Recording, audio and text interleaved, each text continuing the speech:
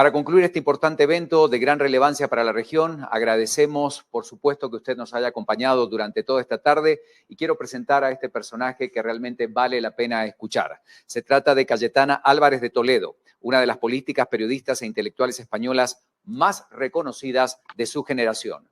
Cayetana, quiero contarles, anoté todos los datos para que realmente usted no se pierda toda la trayectoria tan grande que tiene este gran personaje. Ha causado un gran impacto en la política española como diputada, primero por Madrid, 2 legislaturas, desde abril de 2019 por Barcelona. Fue portavoz del Grupo Parlamentario Popular en el Congreso hasta agosto del año 2020. Se ha destacado por su vibrante defensa de la democracia liberal frente a sus enemigos, el populismo, el nacionalismo, el separatismo y las políticas identitarias. Como periodista, ha destacado por sus inteligentes análisis políticos, sus incisivas entrevistas a grandes figuras políticas e intelectuales de nuestro tiempo. Siempre se ha destacado justamente por preguntar y por sacarle lo mejor a cada uno de los entrevistados. Cayetana ha recibido numerosos reconocimientos a nivel internacional, es licenciada y doctora por la Universidad de Oxford y será un gusto poder escucharla. El tema es más que importante, la defensa de la democracia liberal. Cayetana, bienvenida. Yo sé que me quedé corto porque realmente su trayectoria es impresionante, la cantidad de cosas que ha hecho, pero sobre todo el aporte tan valioso a través de su trabajo periodístico. La escuchamos. Bienvenida a Centroamérica y el foro es suyo. Adelante, por favor. Muchísimas gracias por esta invitación de Fundesa, su presidente y a todos sus socios y miembros por su cálida acogida y por estas amabilísimas palabras de presentación. Y bueno, es una ocasión importante para hablar de uno de los grandes asuntos a los que he dedicado muchos años, intensos años de mi vida, que es precisamente la defensa de la democracia liberal. Y me gustaría hacerlo destacando una serie de valores que creo que tenemos que reivindicar, ¿no? Lo primero que quiero reivindicar es el valor del optimismo. El optimismo es verdad que no está de moda y sobre todo que no tiene prestigio. En una de esas entrevistas a la que hacía referencia de mi época como periodista, tuve ocasión de conversar largamente con un gran intelectual de este tiempo que es Steven Pinker, y él me explicaba que efectivamente el pesimismo tiene un enorme prestigio en la sociedad contemporánea, ¿no? Cuando nos encontramos con un pesimista, alguien que nos explica lo mal que van a ir las cosas, los problemas que van a venir, el agorero, siempre creemos que es una persona que tiene más información que nosotros, que tiene información de la que nosotros desconocemos, ¿no?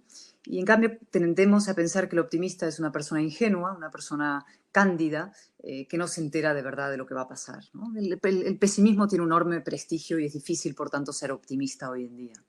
En segundo lugar, el pesimismo también es un gran negocio. Yo que he sido periodista lo sé, porque las malas noticias generan enorme repercusión, enorme ruido y mucho share y mucha audiencia y muchos clics, ¿no? Esto que cliqueamos en los ordenadores, en las redes sociales, todo lo que sea la estridencia, la mala noticia genera negocio y por tanto el pesimismo también es un negocio. Y en tercer lugar, y probablemente lo más preocupante, es que es la política del pesimismo. Es decir, el anuncio del apocalipsis inminente, las cosas van a ir a peor, tiene como contrapartida que siempre genera la necesidad de un líder salvador que venga a resolver la situación de una sociedad o de un país. Y casi por obra de magia, ¿no? Con una varita mágica vendrá ese hombre providencial a resolver y a evitar la catástrofe que se avecina. Es decir, el pesimismo también es un negocio político y es el principal aliado del populismo. Y, por tanto, yo quiero, en primer lugar y ante todo, reivindicar como punto de partida de lo que estas breves reflexiones que quisiera hacer, reivindicar el optimismo como una actitud frente al populismo, frente al cinismo en los medios de comunicación y frente a esos falsos agoreros que vienen a contarnos lo mal que va todo, ¿no? Ahora bien, esa actitud optimista tiene que ser no solo un optimista voluntarioso, un optimista de la voluntad, sino un optimismo racional, es decir, basado en el conocimiento de la historia, el conocimiento de los hechos, de los progresos realizados a lo largo de los siglos y también de lo que somos capaces de hacer los seres humanos, ¿no? Tiene que ser un optimismo, insisto, racional y un optimismo militante en el sentido de proyectarse sobre el orden liberal, sobre la democracia. Y ese es precisamente el segundo valor que voy a destacar, que es el valor de la libertad. Es difícil saber, y es un viejo debate, si los seres humanos preferimos la libertad a la seguridad o al revés, ¿no? Es cierto que muchas personas puestos en la tesitura de tener que elegir entre la protección y el riesgo que da la libertad, pues eligen la protección. Pero también está claro que la civilización y el avance de los pueblos y las naciones es un viaje precisamente de la comodidad desde la tribu, desde el oscuro y cómodo y seguro fondo de la tribu, al encuentro de otros hombres y de otras tribus. Es un viaje de exploración, es un viaje de emprendimiento, es un viaje de asunción del riesgo que implica la libertad. Y esos hombres que salieron de la tribu, metafóricamente, hombres y mujeres, son los que han ido generando a lo largo de los siglos progreso, civilización y bienestar. Y en ese camino de la civilización y el bienestar hay unos últimos 3 siglos que podemos describir como extraordinarios, ¿no? Evidentemente con retrocesos, con baches, con épocas oscuras, con guerras mundiales, con grandes devastaciones, con pandemias, con genocidios, pero que analizados en su dimensión histórica, estos últimos 3 siglos han sido una trayectoria ascendente. Lo han analizado el propio Pinker, Matt Ridley, Roser, muchos pensadores contemporáneos que defienden esta idea del optimismo racional basado en los hechos. Y ese optimismo racional no ha ocurrido, o ese progreso, perdón, no ha ocurrido simplemente porque sí, ha ocurrido porque se han aplicado a lo largo de estos siglos una serie de ideas que han funcionado y que funcionan, y que son los principios básicos de la modernidad política. Son ideas luminosas, como me gusta decir, vinculadas precisamente a eso que es el Enlightenment, la Ilustración, la época de las luces, que son las ideas de la libertad individual, el individuo por encima del colectivo, la igualdad ante la ley, que se juzgue nuestras conductas no por dónde hayamos nacido, nuestro sexo, nuestra raza, nuestra religión, sino por simplemente nuestros hechos, la separación de poderes, la propiedad privada, el pluralismo político, la independencia de los medios, la economía de mercado. Es decir, esta serie de principios que se fueron a partir de la Ilustración y de la reivindicación de la ciudadanía frente al despotismo y frente a los dogmas, se van asentando a lo largo de 3 siglos y van creando eso que llamamos el orden liberal, que es lo que ha permitido a las sociedades florecer y ha generado paz civil y han generado prosperidad a lo largo de siglos. Ese anhelo de libertad y esos valores, y esto es muy importante subrayarlo, no son un lujo de los países ricos, no son un lujo que solamente se puedan permitir los países más avanzados. Esa es una de las grandes mentiras y falacias de un sector de la izquierda, sino es una necesidad vital de los seres humanos y un derecho de los seres humanos, vivan donde vivan. Esos valores no son buenos porque sean nuestros como occidentales, sino que porque son buenos para cualquier ser humano, viva donde viva, haya nacido donde haya nacido, y son los que permiten a las sociedades florecer y prosperar, estén donde estén. Estén en el corazón de Europa, estén en el sur de América Latina, estén en Centroamérica, estén en Asia, estén en África. Y por tanto eso es muy importante reivindicarlo. ¿Qué es lo que está pasando en estos momentos con esos valores liberales y esos valores que forman parte del orden de la democracia liberal? Es que están en crisis.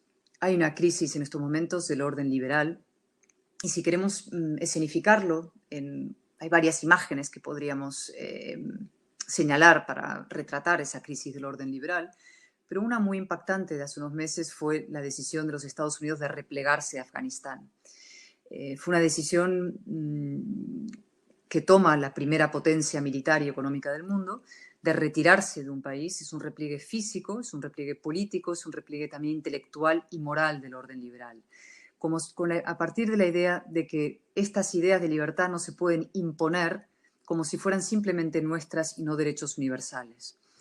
Y yo quiero decir, y para intentar seguir avanzando en esta reflexión, que esa intervención, y aquí no hablo militar, hablo de una intervención moral, política, de implicación, es una obligación moral con nosotros mismos y con nuestros seres humanos hermanos, por definición. Es decir, yo como española que soy, mezcla de Argentina, pero también como demócrata, me siento interpelada por lo que pase en Afganistán, como me siento interpelada por lo que pase en Venezuela o lo que pase en Honduras, en El Salvador.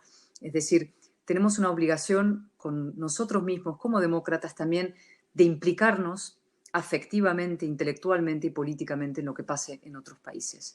Y por eso hay una primera reflexión a hacer crítica sobre la actitud de quienes en las potencias mundiales, y ahora pienso en Estados Unidos, abanderan esa política de repliegue interior y de ensimismamiento y de no interesarse por lo que pase en América Latina, por lo que pase en Centroamérica o en América del Sur, o incluso la actitud que se nota en muchos europeos, y aquí yo soy muy crítica con mis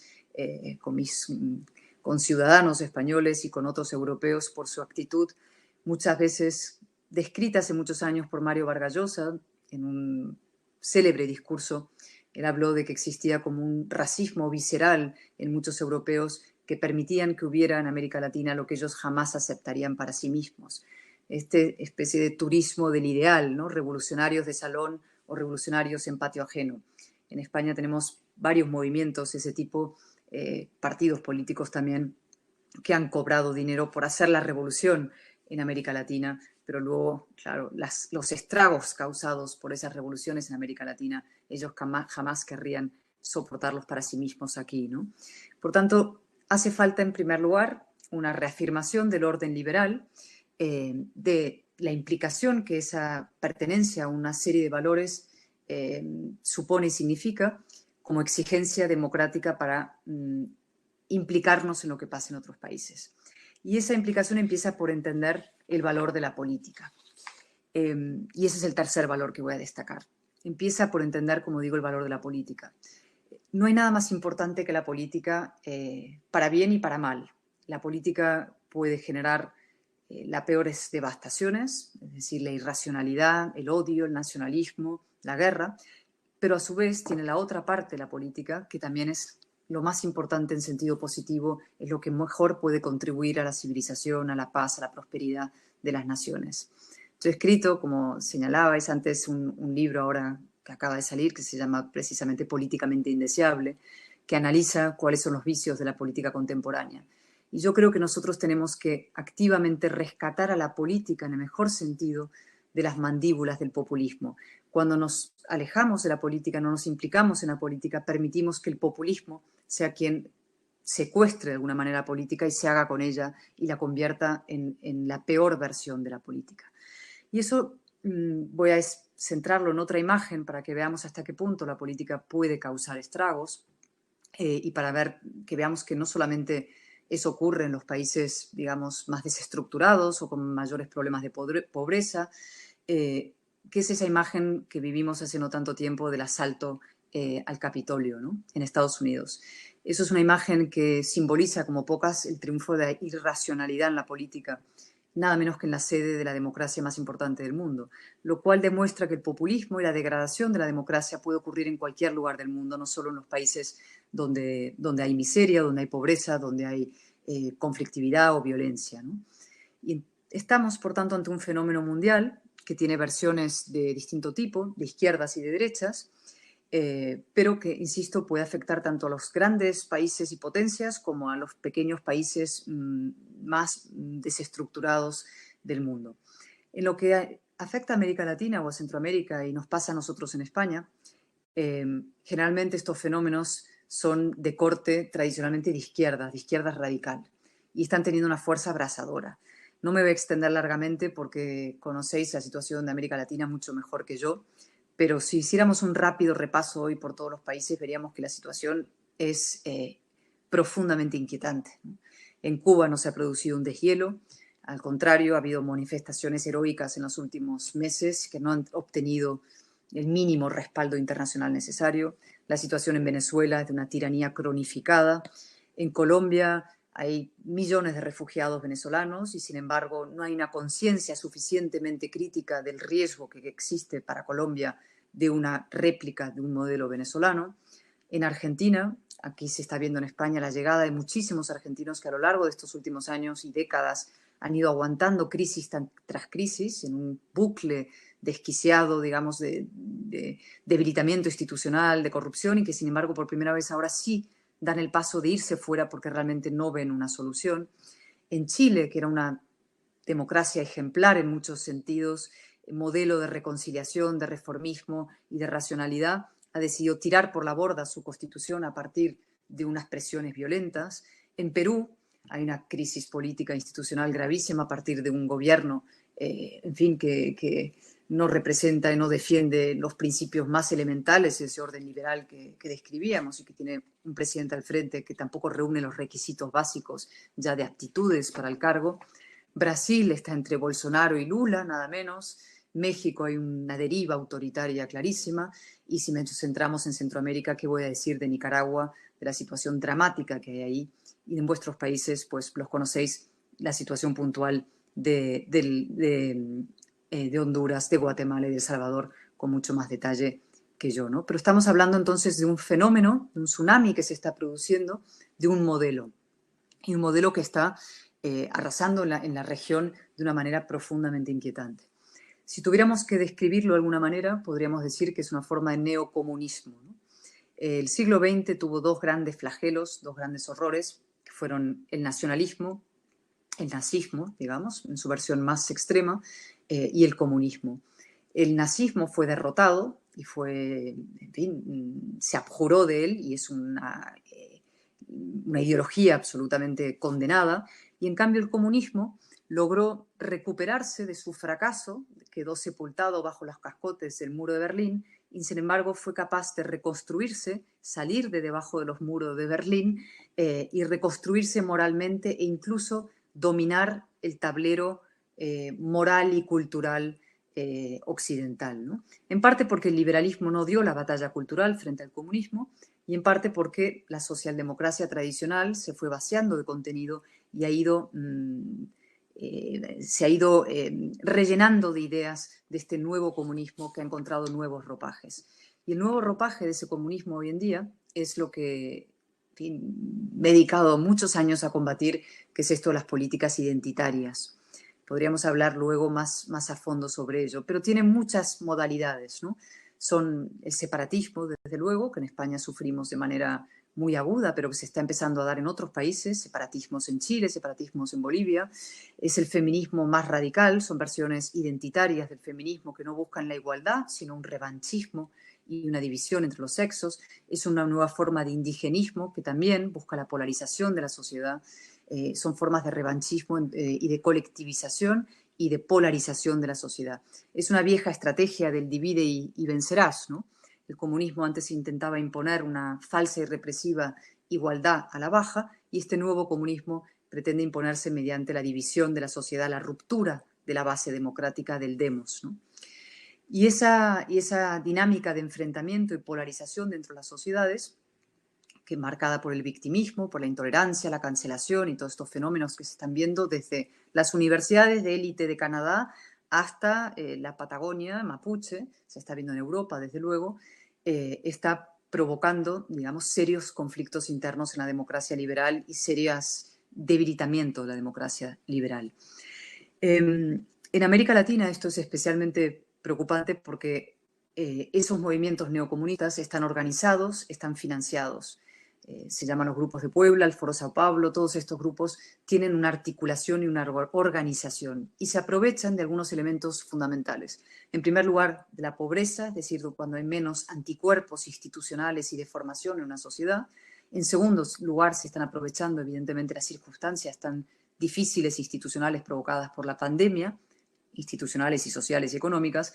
Y en tercer lugar, se aprovechan de la propia degradación de la política.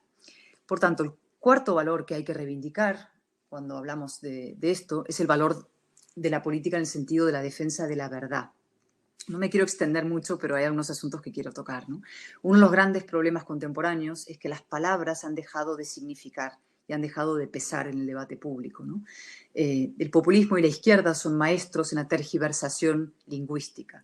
Es decir, por ejemplo, utilizan la palabra paz, que es una palabra muy bonita, cuando en realidad quieren decir impunidad para determinados grupos.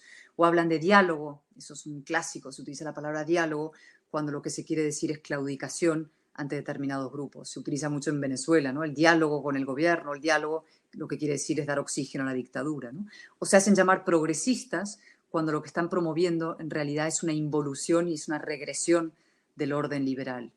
Y esa degradación de las palabras afecta a la realidad y afecta a las instituciones y a los hechos. Si nosotros no llamamos a las cosas por su nombre, no llamamos dictaduras a las dictaduras, pues esas dictaduras es como si no lo fueran. Pasó durante años con Venezuela, ha pasado en España hace poco, cuando los propios gobiernos se negaba a llamar dictadura a la dictadura cubana, ¿no? Que parece insólito 60 años después que eso pueda suceder, pero es una manera de blanquear los regímenes y blanquear la realidad.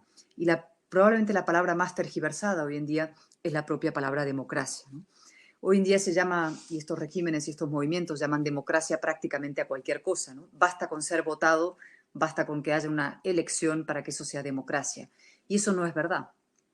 Eso ha ocurrido también en la propia España, en Cataluña, que tuvimos un proceso separatista, pero pasa en muchos países de América Latina y más allá. Es decir, el mero hecho de votar y de elegir basta para justificar la persecución de la oposición, el cierre de los parlamentos, el manoseo del Poder Judicial, la confinación de las poblaciones sin garantías constitucionales, el acoso a los medios de comunicación. Es decir, como a mí me han votado, tengo derecho a hacer lo que sea. Es decir, se utiliza nada menos que la democracia o el voto como coartada para ir instalando regímenes dictatoriales o regímenes autocráticos. Se utiliza el voto como un cheque en blanco. Y eso tiene un efecto perverso, además, porque las personas que se oponen y critican esos procedimientos antidemocráticos son inmediatamente tachados de radicales, tachados de fascistas, tachados de reaccionarios, ¿no? Se invierte el mundo, es como el mundo de Alicia, País de las Maravillas, donde las cosas no significan lo contrario de lo que son. Es un mundo orwelliano, ¿no? Por tanto, quinto valor que hay que también destacar para hacer frente a esta situación es el valor de la razón. Junto al valor de la verdad, y que las palabras signifiquen lo que signifiquen, tenemos que defender el valor de la razón.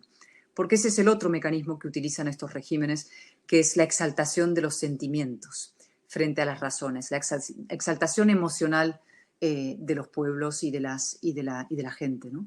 Y las emociones desatadas sirven como el opio, ¿no?, del pueblo. Es el culto al yo, el culto al sentimiento, el culto a mis emociones por encima de las leyes o por encima de las instituciones, ¿no? Se coloca la voluntad de la turba, la voluntad del pueblo desatado por encima de los tribunales, por encima de la justicia, por encima de la ley, por encima de las constituciones, ¿no? Y la izquierda opera muy bien ahí porque opera muy bien en la parte sentimental.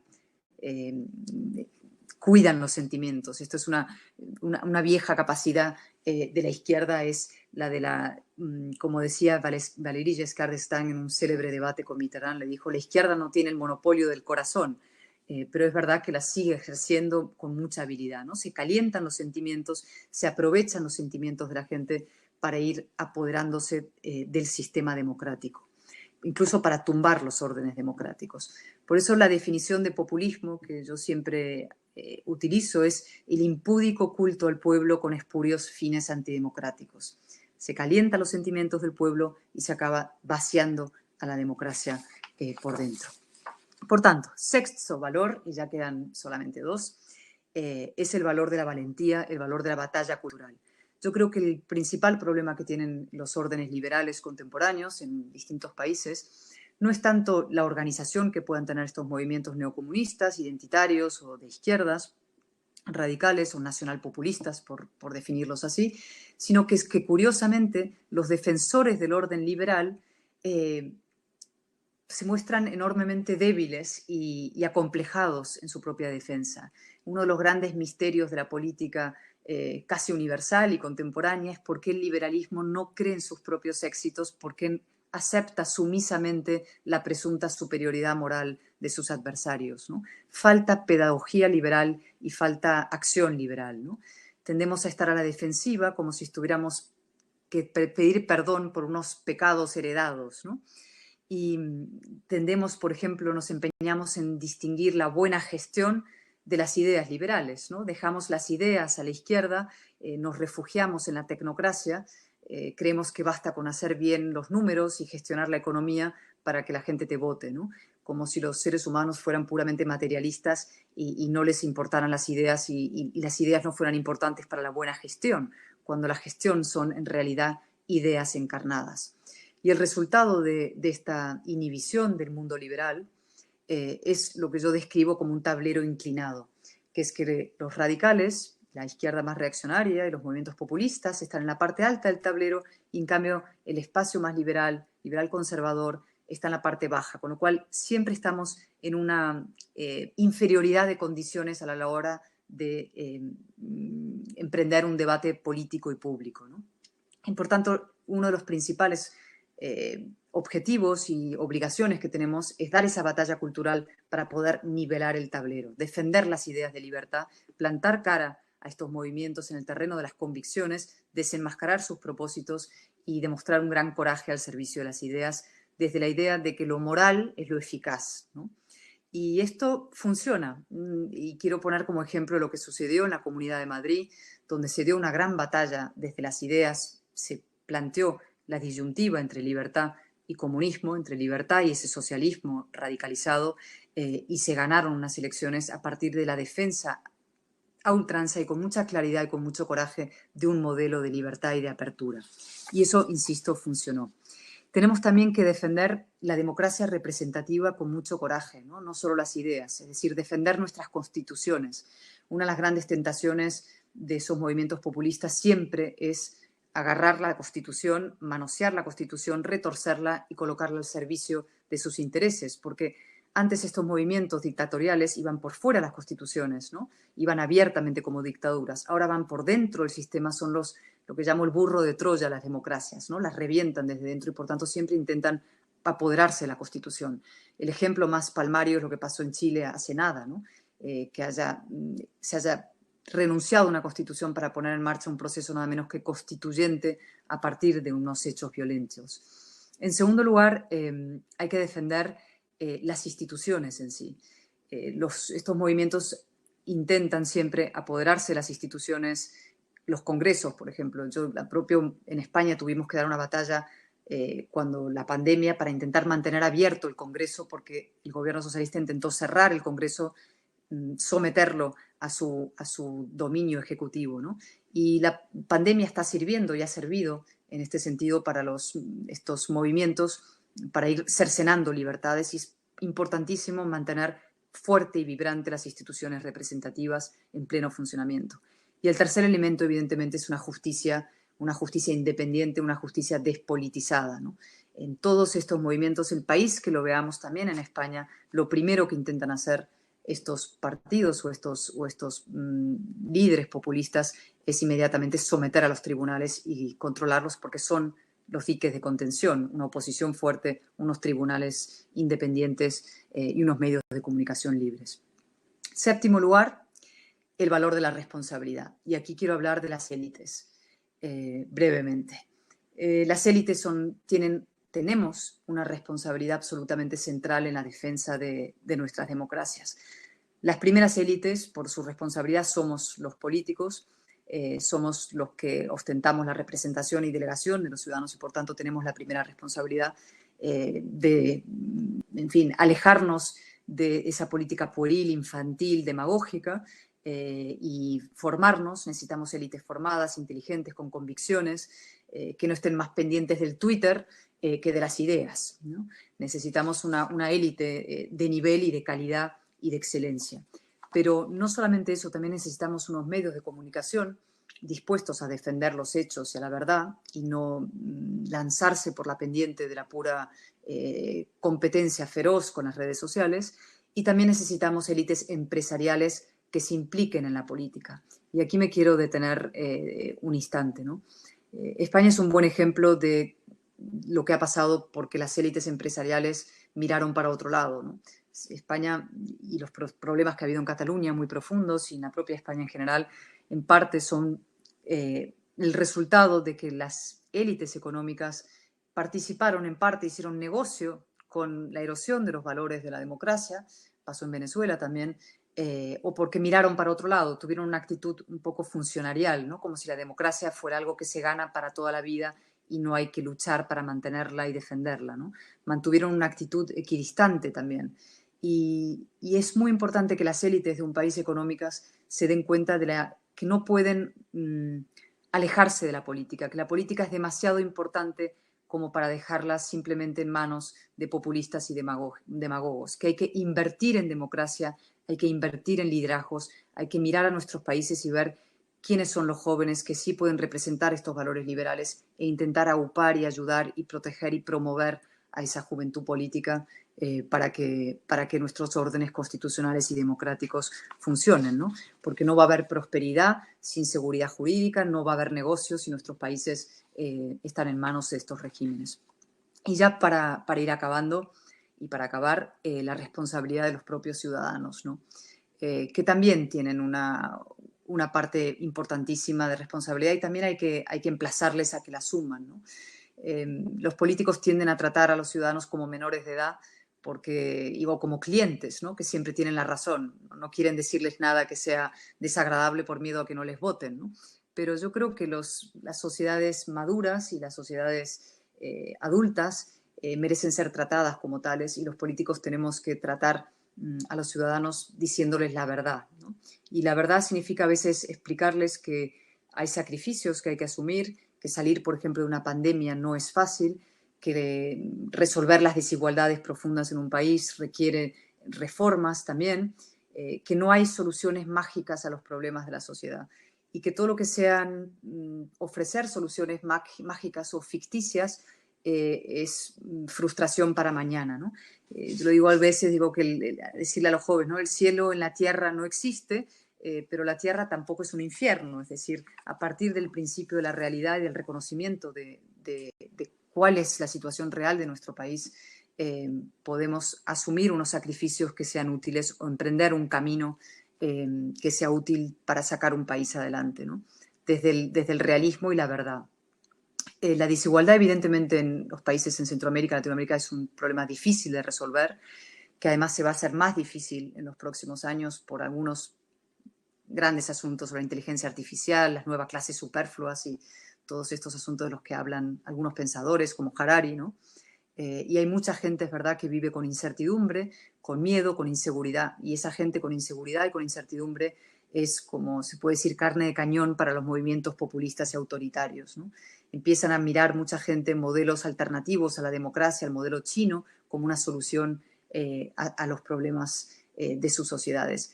Pero por eso es tan importante que quienes somos demócratas y sabemos que solamente el orden liberal, democrático, es el que puede generar paz civil y prosperidad real, regeneremos nuestras democracias y acompañemos a esas sociedades con planes realistas, con planes ambiciosos, pero basados no en falsas promesas, sino en el auténtico decir la verdad a la gente. Y la gente agradece cuando uno explica las cosas con coraje y con verdad, ¿no? Quien te promete el gratis total y las soluciones mágicas te está mintiendo, ¿no? Eso no es la solución, no viene por el populismo, sino por la verdad política, por la gran política. Y ya para acabar, el valor de la unidad. Necesitamos en nuestros países, y muchos de nuestros países están sufriendo los mismos procesos de fragmentación política, necesitamos construir alternativas a partir de la unidad. Y eso pasa en Chile, pasa en Argentina, en Perú, en México, en España, en Venezuela. El principal aliado de estos movimientos populistas y neocomunistas es la división y el desistimiento de lo que yo llamo muchas veces el espacio de la razón, ¿no? Que es un espacio muy amplio que tiene sensibilidades distintas, pueden haber liberales o más conservadores, gente más socialdemócratas, pero que defendemos esos valores del orden liberal común. Y nosotros tenemos que trabajar conjuntamente ese espacio frente a los populismos y los nacionalismos. Tenemos que aparcar nuestras diferencias y poner en pie alternativas políticas sólidas y fuertes y unidas. Tenemos que para eso tener generosidad, visión de Estado y establecer verdaderas alianzas patrióticas, digamos, democráticas y basadas en el común y transversal respeto a esos valores de la modernidad política. Y esa reagrupación, y con esto es mi última idea, hay que hacerla dentro de nuestros países, pero también a nivel regional e incluso a nivel, podemos llamarlo iberoamericano o transatlántico, ¿no? La Constitución de Cádiz, que fue ese gran monumento al liberalismo, que duró tan poquito, pero que fue tan brillante, en 1812, hablaba de los españoles de ambos hemisferios que se juntaron para hacer frente a a la represión autoritario francés en este caso, ¿no? Eran los españoles de ambos hemisferios. Ya no somos españoles de ambos hemisferios, pero sí demócratas de ambos hemisferios, los que tenemos que trabajar conjuntamente de manera unida, ayudándonos unos a otros para reforzar, fortalecer y robustecer nuestros sistemas democráticos y constitucionales. Y ese, por tanto, es mi llamamiento a que trabajemos conjuntamente y también mi agradecimiento por esta ocasión para reflexionar con todos ustedes sobre nuestros comunes problemas, nuestras comunes soluciones y decirles que así como los enemigos del orden liberal están organizados y articulados, nosotros también hemos de estarlo. Muchísimas gracias.